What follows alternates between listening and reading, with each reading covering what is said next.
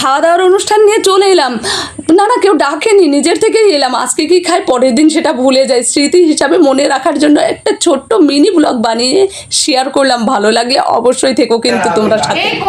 Picture আমি বাকি এই যে বলছে ষষ্ঠীর আয়োজনে বসে গেছে আমাদের একটা ষষ্ঠী করতে বসতে তো কেমন লাগছে? মানে আমাদের কৃষ্ণা এত আয়োজন করেছে আর এত সুন্দর করে গুছিয়ে সবাই। ওর আয়োজন দেখে এত ভালো লাগছিল, শিখতে হবে ওর কাছ থেকে। ওর মর্নিং স্কুল চলছিল, শুধু বাচ্চাদের পড়ানো নয়, সংসারটাও কিন্তু আমাদের কৃষ্ণা খুব সুন্দর সামলাতে পারে।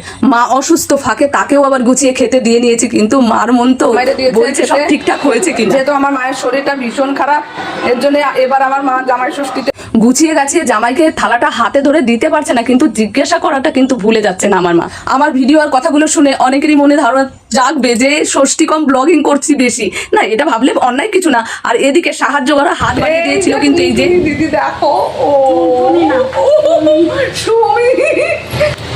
এতক্ষণ ওয়াচিং এ রাখার জন্য অসংখ্য ধন্যবাদ সবাইকে। এদিকে দেখো জামাইয়ের ভুরি বস্তু সাজানো হয়ে গেছে, আমার ভাই সবাইকে ডেকে নিয়ে এসে ছবি তুলছে। হ্যাঁ দেখতে হবে তো কার ভাই আমি ভিডিও আর ছবি তুলতে ভালোবাসি, আর আমার ভাই একটু ছবি ভিডিও ভালো না বাসলে হয়, একেই তো বলে ভাই বোনের মিল। আরে বলতে বলতে দেখো কি কি গুছিয়েছে, ডাল, পাতুরি, মটন, চাটনি, দই, রসগোল্লা তো থাকবে, কলকাতার রসগোল্লা, পাঁপড়, বেগুন ভাজা, শশা, নুন, ভাত, দেখো সবকিছু গোছানো হয়ে গেছে। এদিকে কৃষ্ণার মা মানে আমার মায়ের মা তার জামাইকে মানে আমার ভাইকে থালাটা ধরে দেওয়ার জন্য একটু দাঁড়িয়ে আছে।